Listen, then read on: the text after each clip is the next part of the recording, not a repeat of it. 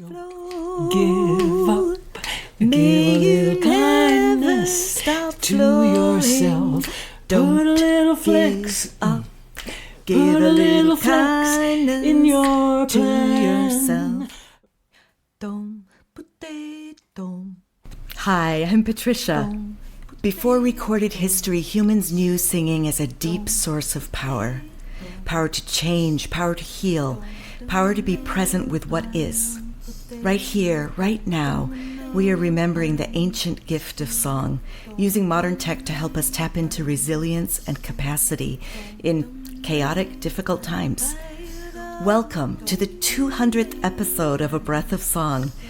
I'm so glad you chose to do this today, which is extra special because Becky Reardon is joining us for a songwriter conversation. Hi, Becky, welcome. Hi, Patricia. Congratulations, 200. Wow. Thank you. Yeah, I kind of think wow, too. I'm sort of stunned that it's happened.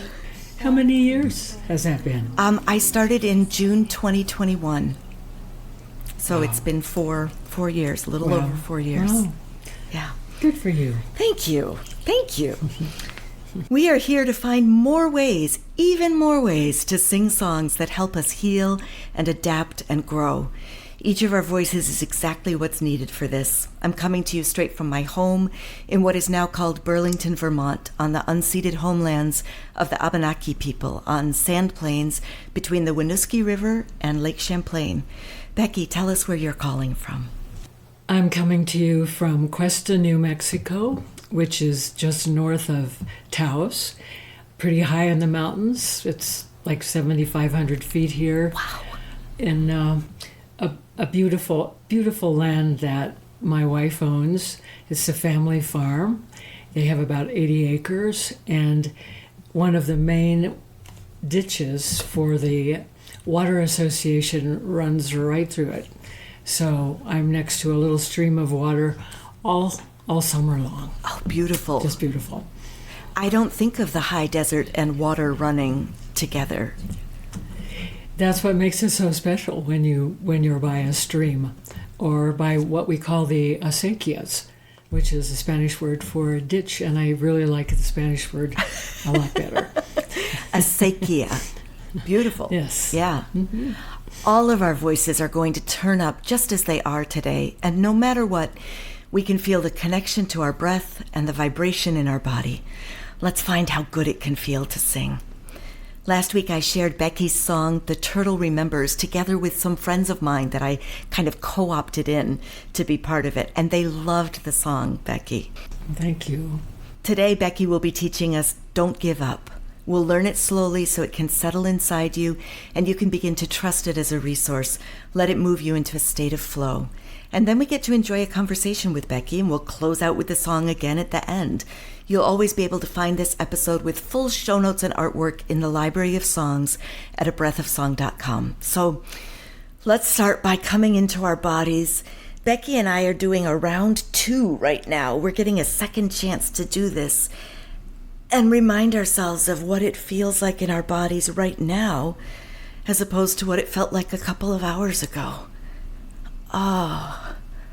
Maybe roll your shoulders, open up your back. Notice when the breath comes in, how it widens your rib cage. Really feel those bones spreading apart. And as it releases, allow sound to appear. And again, breath.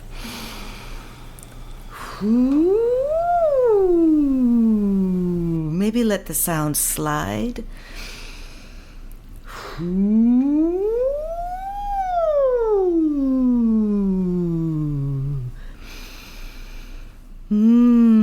Whatever lets you feel the vibration of your voice inside.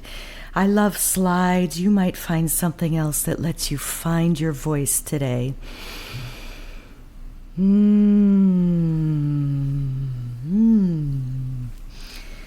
And maybe something that's right in your mouth, right up in the front of your lips, your tongue, your teeth.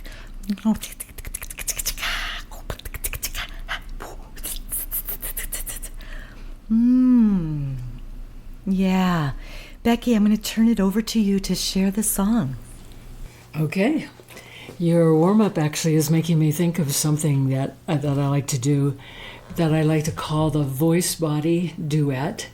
So you can make your voice be the soundtrack for your body and find whatever energy is going through whatever part of your body and see if you can make a soundtrack to it. And don't be afraid of anything that comes out of your mouth. This is good. You might want to do this in the garage or somewhere private for a while until you get used to doing it. But it's really fun and it's really energizing. Yeah. But anyway, so my 2 cents on that. So here's the song. It goes like this. Don't give up. Give a little kindness to yourself. Put a little flex in your plan. Find another way. Like a river flow. May you never stop flowing. All right, so that's how the song goes. And I'll line it out one phrase at a time. Yeah. First phrase. Don't give up. Give a little kindness to yourself. Sing it with me. Don't give up. Give a little kindness to yourself. Again. Don't give up. Give a little kindness to yourself. One more time. I know you almost got it. Don't give up. Give a little kindness to yourself. Second phrase. Put a little flex. Put a little flex in your plan. Here you go. Put a little flex. Put a little flex in your plan. Again. Put a little flex. Put a little flex in your plan. More time. Put a little flex. Put a little flex in your plan. Find another way. Like a river. Find another way. Like a river. Find another way. Like a river. One more time. Find another way. Like a river. Last phrase. Flow. May you never stop flowing. Flow. May you never stop flowing. Flow. May you never stop flowing. Don't give up. So that's how it goes. Yeah. What do you think? Practice one more time on anything? I think it felt pretty solid. Okay. I'm willing to try singing it through a couple of times. Maybe Okay. not rounding it quite yet. Maybe I feel Okay. I'd like to be a little more secure before I start around. Okay, that's fine. Okay. All right, here we go. A couple times all the way through, you and me singing together. Sweet. 2, 3, 4. Don't give up. Give a little kindness to yourself. Put a little flex. Put a little flex in your plan. Find another way. Like a river flow. May you never stop flowing. Don't give up. Give a little kindness to yourself. Put a little flex. Put a little flex in your plan. Find another way. Like a river flow. May you never stop stop flowing. Don't Give up. Ah, yeah. What you want to try now? That was so much fun. That was fun. All right, do you want to try a round? Sure. Okay, Sure. Let's see. Yeah. All right. Gee, you're not going to get to hear it in 3 parts. What are Yeah, we but gonna have to the people who are singing with us might sing the third part. Ah, there we go. Okay. Or they might sing with one of us, depending what they want to do. All right. Well, have fun, whatever you're doing. So we'll sing it down 3 or 4 times Sure. as a round? Yeah. Okay. Yeah, we don't want to give up. We don't want to give up. No, we don't. 2, 3, don't give up. Give a little kindness to yourself. Put a little flex. Give up. Put a little flex in your plan. yourself. Put a little flex. Another way in your plan. like a river flow. May you never stop flowing. Like a river flow. Don't give up. May Give a little you kindness never stop to flowing. yourself. Put a little flex. Give up. Put Give a little flex kindness in your to plan. yourself. Put a little flex. Put a Another little flex way in your plan. like a river flow. May you never stop flowing. Like a river Don't give up. May Give a little you never kindness stop to flowing. yourself. Put a little flex. Give up. Give Put a little flex kindness in your to plan. yourself. Put a little flex. Another little way flex in your plan. like a river flow. May you never stop flowing. Like a river Don't give up. May Give a little you never kindness stop to flowing. yourself. Put a little flex. Give up. Put a little flex in your plan. yourself. Put a little flex. Put a Another little flex way in your plan. like a river flow. May you another never way. stop flowing. Like a river flow. May you never stop flowing. Flow. May you never stop flowing. Don't give up. Yeah.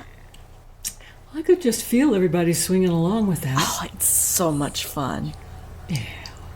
How did you come on that song, Becky? How did the words and that swing happen? Well, the swing probably happens because I'm often walking when a song comes to me. But That's not that just song- walking. That was a little speedy, wasn't it? It might have been. Well, I was a lot was a younger fast when walk? I wrote. I was younger when I wrote that song. Okay, fair enough. I was walking out at the Rio Grande Gorge near Taos. There's a wonderful path that goes for miles, and you're looking down like a mile into the gorge. Wow. And sometimes you're coming past borregos, mountain goats. And it was the first year I was in Taos. My partner had died of breast cancer the year before, and I decided to move from California, where we lived, to a house that we had bought in Taos, as thinking about it as a retirement house. So I was there, and I was trying to get used to my new life, trying to find the right community, trying to find other people to sing with, trying to make a living, and wondering if I would ever be in love again. And some days it was hard, and I was walking along, and that just came to me. Don't give up. And I was thinking about rivers too, and how they manage to find other ways sometimes by going around whatever obstacle there is, by being flexible. And so whatever my plan was at the moment, to give the kindness to myself that it didn't have to be what I was thinking at the moment, that I could let go some things I thought I wanted to have happen and be flexible like a river. And that's how the song came out. Do you know, one of the things I love so much about this song is that it's not just don't give up. You know, it has that sort of grittiness and determination, but that's paired with the kindness. And I don't think I often hear both of those messages together. Like, the way to be gritty and determined is actually to be kind and flexible. And I love that wisdom in this song. Yeah. Yeah. Well, you know, I think if you were talking to a friend who was having a really hard time, you'd be kind to them. You know, you might encourage them, don't give up. But even more of that, you might even find ways to help them be flexible, like a river. So, do you find that you are able to be that way when you talk with yourself, just in your own inner conversation, sort of routinely, like that's how you talk to yourself? Or did you find that putting it into the song let you talk to yourself that way, sort of teach you to talk to yourself that way? Do you know what I mean? I think it was a lesson for myself. You know, often we write songs to help us learn something. Yeah. And I have iterations in my life where I need to sing that song to myself. It was, I don't know, I was in Point Reyes 4 or 5 years ago and was at a point where I had to walk on the beach for an hour singing that song to myself until I could really hear it again. So yeah, it does come back to help me. That's beautiful. That's beautiful. Yeah. You have, oh, go ahead. I was going to say, we don't learn things all at once. Darn. If we only would. If only. If we only would. Yeah. But being kind is being as kind as you would be to other people, being that way to yourself is a good idea. Yeah. I have another little tiny song that the words I got from Naomi Shihab Nye when I listened to, she came to Taos, I don't know, several years ago. And during her talk, something that she said stuck with me, which was, when times are hard, do something satisfying.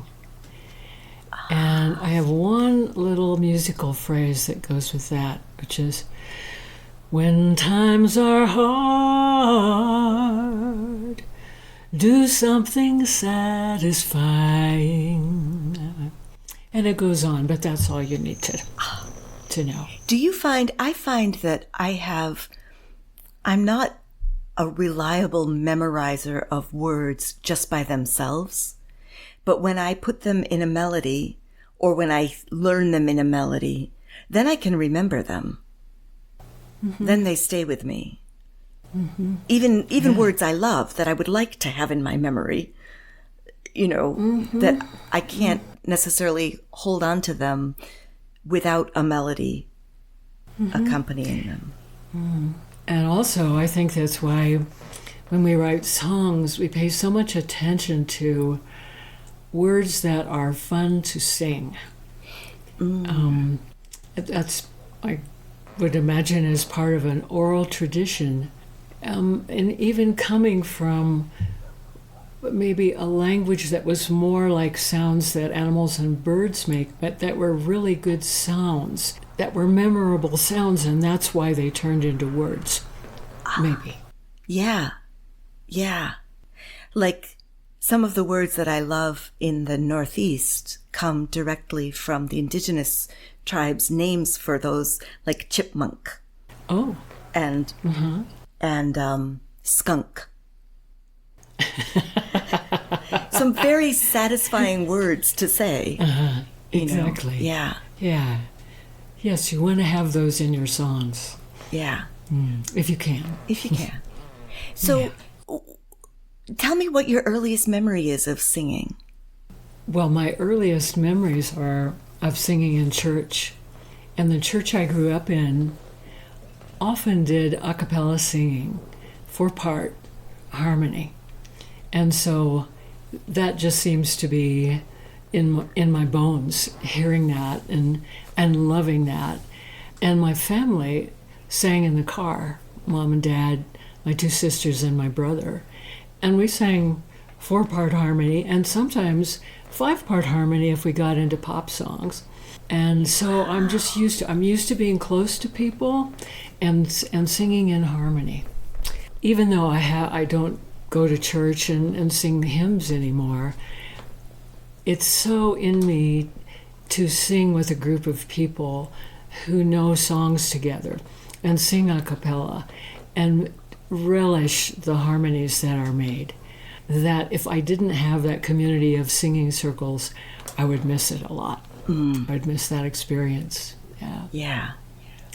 So my first experience of singing, of singing a solo, was during Christmas. We were in church, and my mom played the piano, and we sang "In the Bleak Midwinter." Oh, one of my favorite do you carols. know that song? Yes.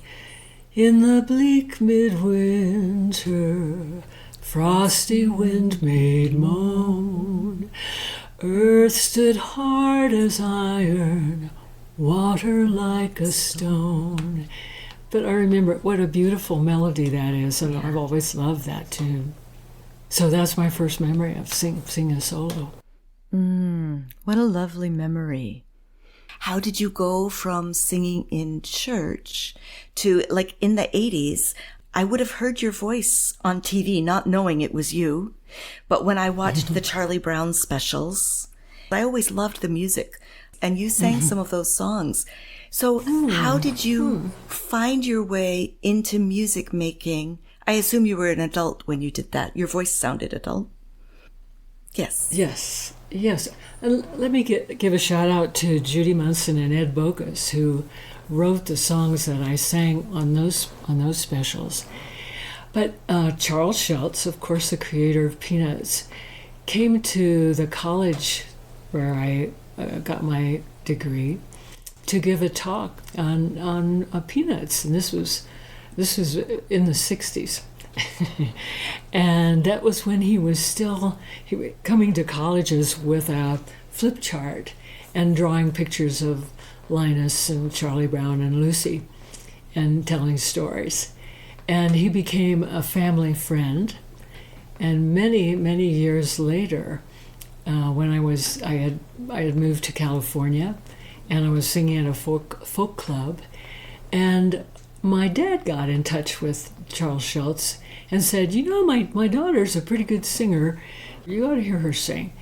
And he was kind enough to invite me up to his place in Santa Rosa, California, and I sang for him. And then he hired me to sing on a couple of the specials. Wow. And a very kind of shy guy. His place was in a skating rink. His studio was upstairs in a skating rink. Oh my goodness! And there was a little cafe, and his idea of a really good time was to come down and have a hot dog and an ice cream sundae. This is somebody that could have gone to any five star. Do they have 5 stars in Michelin? I don't know. Not interested. He just liked to talk and listen, and he was fun. Wow. Did that give you kind of an eye into people doing artistic work because they love it, not because they want to be rich and famous? Or yes, that's a good way to put it. Or he might have done that work because he had to. I mean, he was motivated to get up every day and see if what came to him, and write the strip. And that was as he said, he didn't know when he sat down at his drawing board what would come, what there would be.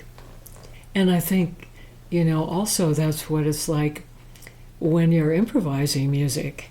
And I know you're interested in that, and I'm interested in that. What's going to happen when you just say, all right, I'm going to start, and I don't know where this is going to take me, but I'm willing to see where it goes. So when did you start improvising as a practice? So you were singing in a folk club, you were singing jazz. Right. And for years, I guess I was in my early 40s, I stopped. I drifted from it. And then I heard about Rhiannon, and I think a lot of your listeners will know who that is. And it turned out she was living 15 miles away from where I was living, near Mill Valley in the Bay Area. And I think I need to meet this woman. And I called her and left a message and said who I was and I'd like to study with her. And she never called me back. And so I called her again, and she never called me back. And I called her a third time, and I said, I'm not going to stop calling you until you call me back. And so she finally responded, and I went out to her place. It was on Tomales Bay, and we just sat on the floor, and we did a couple of exercises. Once she would sing a pattern, and I would sing it back to her, and she would sing a pattern, and then I would sing something over it. And she finally said, make up something in a language that's not a language. And I just started. And she said, what you're singing sounds like prayer to me. And anyway, she invited me back, and I had one more lesson, and I realized what she was teaching me was going to take years to absorb and to practice. And so I suggested to her, are you teaching classes of people now? And she said no. And I said, well, do you have the names of people who'd be interested? And she said yes. And I said, if it's okay, I'll call all of them and see if we can get a class together. So she was willing to do that. So for, I don't know, maybe a couple or 3 years, we would meet either in San Rafael or in Oakland, 10 or 11 of us, and just explore and do improvised singing, improvised movement. It was really, really wonderful. And what I want to tell, anybody who's interested, who's listening, about making up language, it took me a year of practicing in a garage, of making up sounds and melodies and doing whatever would come out of my voice before I would let anyone else hear me. So just saying. Yeah. You may not need this, but I did. Because, a lot of us come from a background where we're trying to be perfect. We're trying our best to sound beautiful when we're singing jazz or whatever we're singing. And we have the words. Mm-hmm. It's a different experience when you are making up not only the melodies, the rhythms, the patterns, but you're making up what we call vocables, which are non-language syllables. And it takes a little while to get used to that. Mm-hmm. So, but I'm so glad I have that. That helped me in my songwriting. I was just going to ask if your songwriting predated that, or if that sparked songwriting, or how that connects with your songwriting. I had really tried to write songs, but I was always trying to compose with my guitar. And that I wasn't able to come up with a good melody, number one, because the guitar chords were leading me astray. And second, I didn't know what to write about until I started hiking in the Bay Area and hiking out here in New Mexico. for long enough that I was just in the context of the coastal hills in California, or the context of canyonlands out here, or in the forests and the mountains out here, till I was in that context and I was in the rhythm of walking, until my mind was empty and I was breathing. And that's when songs came to me about where I was, or what was happening with the moon then, or what was happening with the constellations then, or what was happening with the solstice then. And that's how I was able to finally know what it was I wanted to say in my songs. I was introduced to you through your song Deep Down in the Belly of the Night, Dream Deep Winter Dreams, the solstice song. And what I loved about that song when I first started to sing it was I brought it to my choir because it felt so deeply grounded to me. Every time I sang it, I felt like I was landing on the earth and kind of embedded in the earth and in the rhythm. It really struck me. It was the first time I'd heard a song that worked like that for me. Oh. Well, that's wonderful to hear. It comes from, I think it comes from the circumstances around the writing of that song. I was able to become part of a group of women who built their own earth lodge. So it was a circular building, mostly underground, with bancos on all sides. What are bancos? Adobe benches. Okay. Okay, yeah. Okay, but made out of mud, and plastered with mud, and with a wonderful, gorgeous a kiva fireplace, and in one part of it, that was constructed by a wonderful woman from Taos named Anita Rodriguez, who, among many other things, is an enjanadora, which is someone who makes kiva fireplaces with adobe. So we celebrated, we met every week, and different leader every time. And we always met for winter solstice and stayed up all night. And that song came from, I wrote the song for that group. Deep down in the belly of the night. And just being underground, mostly underground like that all night long, that was the perfect place to inspire that song. Beautiful. Yeah. Have you always found groups of people wherever you've gone, or was this something special that you just described, gathering a group of 10 or 11 people to meet with Rhiannon in the Bay Area, and now a group of women in Taos? Is this one of the things that you do? Do you gather people or become part of gatherings?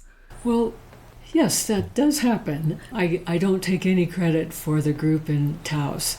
That group was already together, and it was just fortunate that I got to be very close with one of the women, and she convinced the other women to let me join the group. So no credit on my part for that. But yes, I've gathered a few groups. Yeah. The Women's Singing in Circle retreat that I do with Kate Munger and Terry Garthwaite and Melanie Demore, I helped gather that group. And that's a group of probably 50 or 60 women who met for 15 or 16 years. I'm going to point, y'all can't see me, but if you were to fly 3 miles to my south from where I'm sitting right now, you'd be at the Lama Foundation. So yeah, and it's so wonderful to gather people to sing together.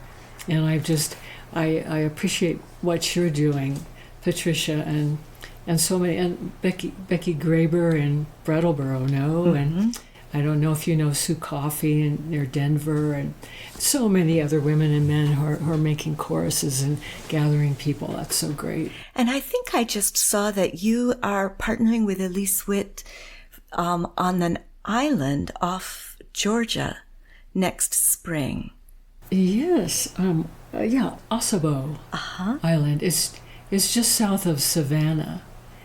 And we're going to teach, let's see, I wrote it down, April 17 to 20. Okay. And I know that she's done this for years, and I get to do it with her this year. And I think part of the program is to go to different spots on the island and sing.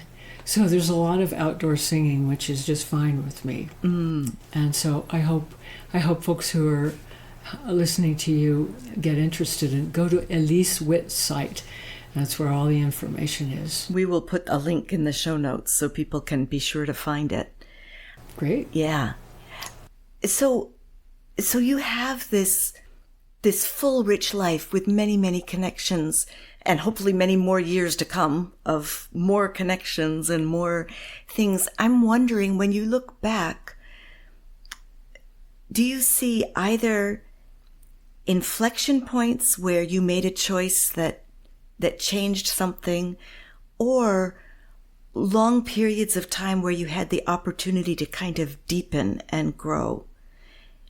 Do you know what I mean? It seems to me like there are two different kinds of ways that we grow, and one of them is through change, and one of them is kind of a through a time when there's not so much change and we root in a way. Mm-hmm. Well, I think I've been talking about that a little bit. This experience with Rhiannon opening a way of singing that just completely changed how I sang and what I was thinking about, and allowed me to just write songs that came out of my life, not trying to think about what I wanted to write about, but to live my life and realize when something was resonating with me and going, oh, and almost always when something really resonated with me, a melody would come with it. And as far as having the opportunity to deepen that, I was so fortunate after I lived in Taos then for a couple of years to meet a woman who's now my wife. And I live with her on her family farm, which is 80 acres of grass and alfalfa that they grow for horses and goats. And the house is by an orchard, and it's also by the water that comes down from the mountains. So it's extremely quiet here and peaceful. And I've been able to write many, many songs here, and arrange songs here and record albums. And it's been the perfect place. And it also gives me the opportunity, because it's so close to mountain trails, that I'm able to be on a trail in 10 minutes and lose myself walking up a trail. Yeah. So you and I were lucky to be co-participants in a residential workshop not very long ago. And that was almost the opposite of what you're describing, right? That was many people in a single place, close together for several days. What do you gain from working with people closely, intensely? Well, in that case, everybody was a wonderful singer. And I trusted that wherever we went, whatever the assignment was, or whatever the project was, that it was going to be very interesting and sometimes funny and sometimes very beautiful. That experience is exquisite for me. And it's also very fulfilling for me to work with a group of singers who aren't necessarily wonderful singers, and see how to break things down into as easy a pattern or a section as possible, so that people feel like they can learn a part and really get it and sing it with other people. including improvising just based on maybe what that particular group of 10 people seem to be able to do. And even if they aren't great singers, to see what I can make that is the most fun for everybody in the room. I realize again and again that anytime the people in my room don't sing accurately, maybe, or don't sing the notes accurately, that's something where I haven't taught it well. You know, that there's a way that I could have broken the music down into different pieces or approached it a different way. It's never that they can't get it. It's that I need to find a different way into that song or into their voices. Mm-hmm. Yeah. Mm-hmm. There's so much I've learned from Elise Witt and from all of the women that I've taught with about how to slow down the process and be very patient in teaching a song so that you have half the people in the room sing it and the other people close their eyes, for example, or sing it as if you were a mouse, or just hum. There's so many ways to just keep approach to put a little flex in your plan, right? Yeah. And that makes it more fun for everybody. There's no need to teach 6 songs in an hour. Yeah. But just have a lot of fun with 1 or 2 songs. And I'm learning that myself. I have to remember that. What are some of your songs that are your favorites that you've created, that you've caught? When I'm teaching rounds, I love to teach a round. One of the first rounds I ever wrote called it's about the phases of the moon. It's called "Where Is the Moon," and it's sometimes known as the Moon Instructional Song because I'm just going to sing it for you if that's okay. Sure. Where is the moon when the moon is new?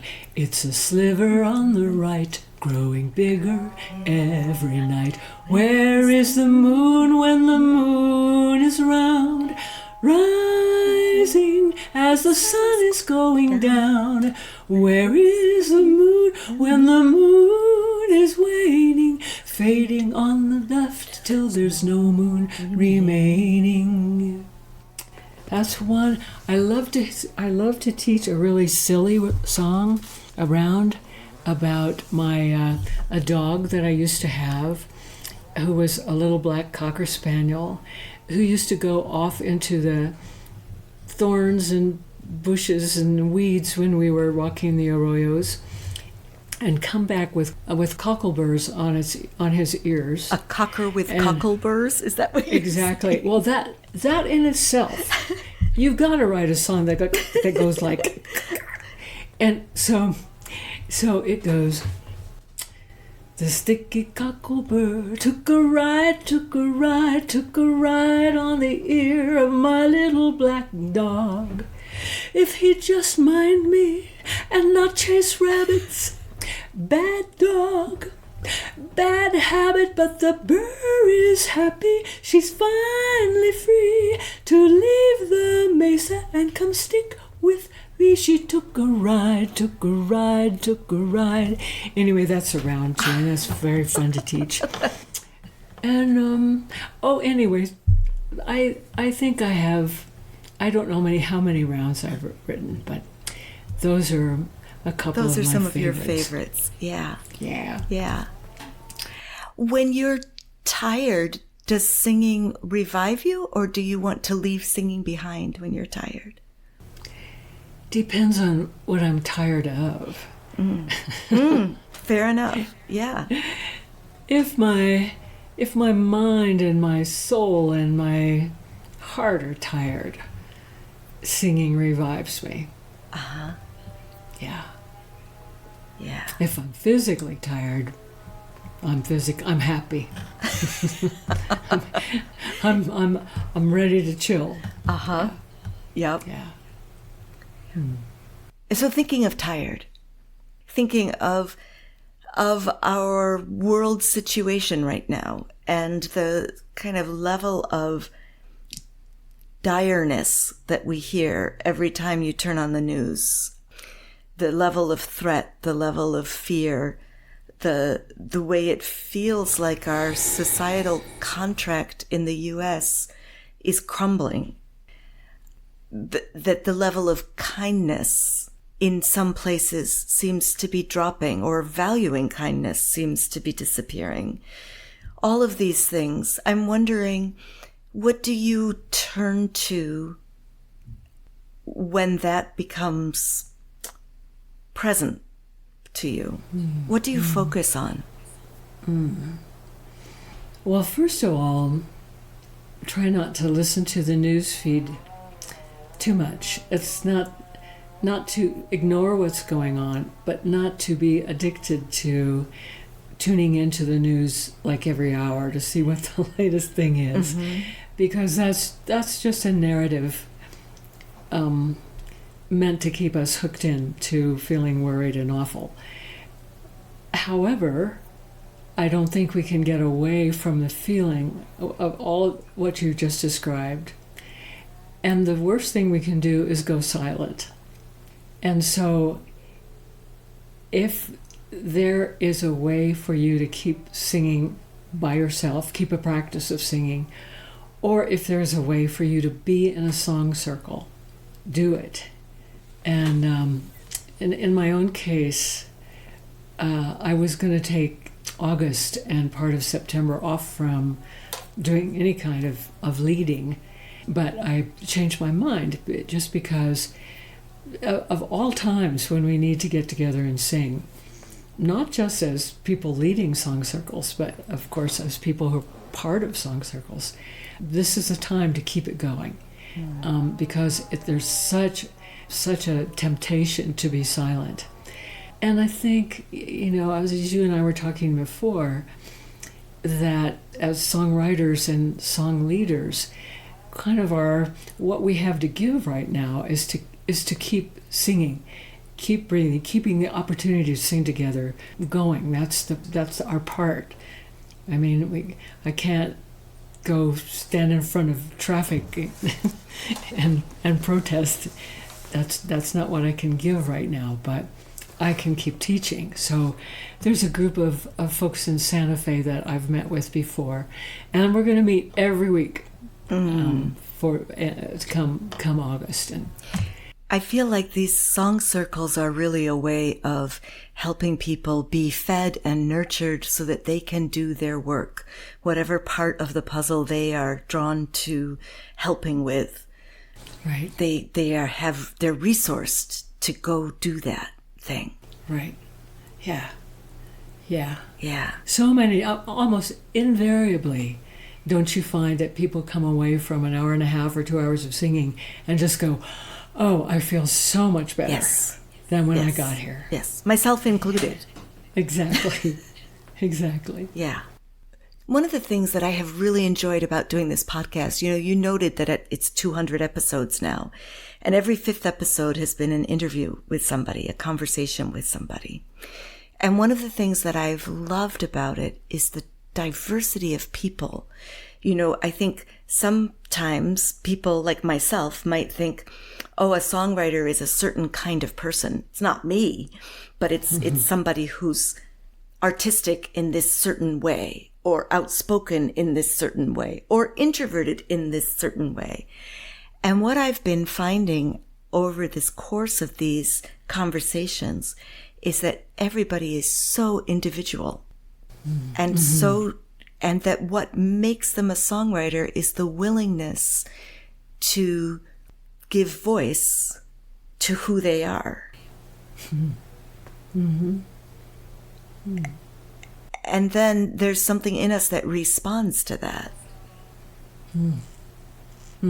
So we get to know you a little bit through these songs, through these gems of songs. But I'm wondering, I want somebody else to have a picture of you, Becky. I want them to know kind of who you are at heart. How would you describe yourself? Well, let's see.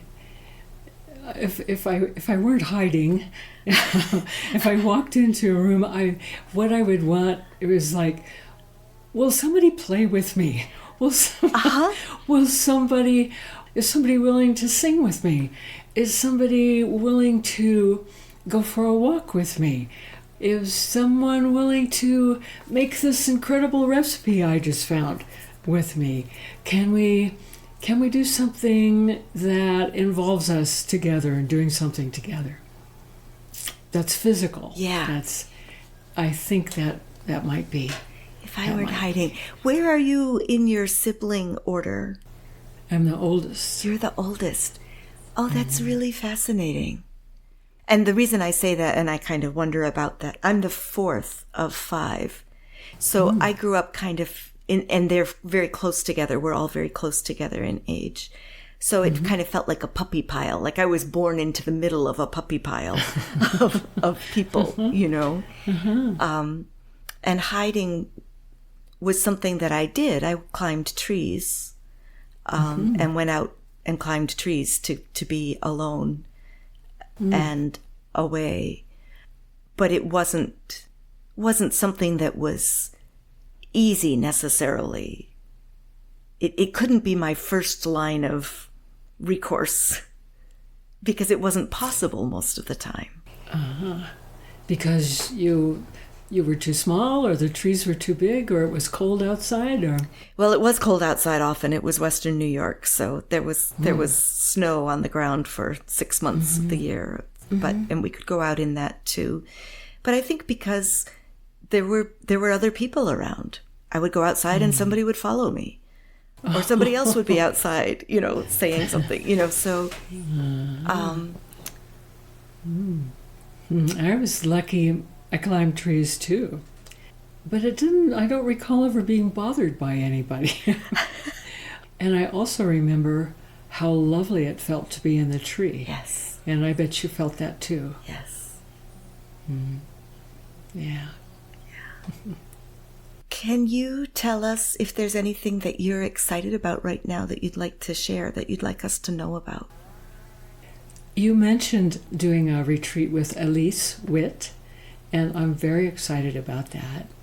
And I'm very excited that even though we have thought that women singing in a circle might not happen again after all these years, a group of women have taken over the producing of it. And we're going to meet, not this fall, but next fall, at Ghost Ranch, which is a wonderful retreat center near Abiquiu, up here in the high desert. It isn't too far from here. And that'll be September 14 through 18, 2026. Wow. And the other thing that is a project of mine is that I think most people who know me at all know rounds that I've written. But I've written many songs too, and I'm going to take a dozen of the best of them and put them on Bandcamp. Some are available on Spotify, but I'm really not so thrilled with Spotify and happy with how Bandcamp is run. So that's a project that I'm looking forward to. Beautiful. Well, we will make sure there's a link to your Bandcamp page so that as things come up, people can find them. Okay. Hasn't happened yet, Patricia. Okay. But, well, when it does, send it to me and I'll add it to the show notes. Oh, okay. Yeah. Okay, thanks. Yeah. You ready to go to lightning round questions? Sure. Okay. What's an album that was really important to you? Ella Fitzgerald, and I think it was called Night in New York. It had a background of the stars and the lights of the city, and she was foregrounded in a very fancy beaded dress. And I played that record LP over and over and over again. Beautiful. What is your favorite soup? Portuguese kale soup. Yum. What is a sound you feel strongly about? A champagne cork. Nice. Who is an artist you wish more people listened to? The jazz singer Renee Marie. Renee Marie. Renee Marie. Fabulous. Yeah. And before we close, where can we find you and follow your projects? BeckyReardonMusic.com. I'm not very good with a calendar, but I'm telling myself to get better, to not give up on it. Don't give up. Give a little kindness to yourself. Yes. A huge thank you to you, Becky, for coming on A Breath of Song. And a huge thank you to you, our listeners. I'm so glad you're singing with us. You can visit abreathofsong.com to see show notes with links and lyrics, Patty Piotrowski's glorious artwork. You can sign up and get artwork and music and musings in your mailbox. How beautiful is that? You can be one of the generous people who put something in the gratitude jar to help cover costs. Before Patty or I is paid, 25% is donated to the Jazz Foundation of America, which directly supports jazz, blues, and roots musicians in need. Because the skill and the artistry of these musicians has directly shaped most of the music I share on this podcast, yet historically they have been inadequately recognized and unfairly recompensed. This is what prompted me to search out this particular organization for us to support. Shall we sing Don't Give Up again? Help it sink in more deeply? Are you willing, Becky? You bet. Okay. 1, 2, 3. Don't give up. Give a little kindness to yourself. Put a little flex. Put a little flex in your plan. Find another way. Like a river flow. May you never stop flowing. Don't give up. Give a little kindness to yourself. Put a little flex up. Put a little flex in your plan. Yourself. Put a little flex. Put a little flex in your plan. Like a river flow. May you never stop flowing. Like a river Don't flow. give up. May Give a you little kindness stop to flowing. yourself. Don't Put a little flex give up. Put Give a little flex kindness in your to plan. yourself. Put a little flex. Put a little flex in your plan. Like a river flow. May you Another way. never stop flowing. Like a river flow. May you never stop flowing. Flow. May you never stop flowing. Don't give up. It was fun. I gotta say, I am learning from you, Becky. Never. I love the way you sing those V's. I'm gonna take that with me.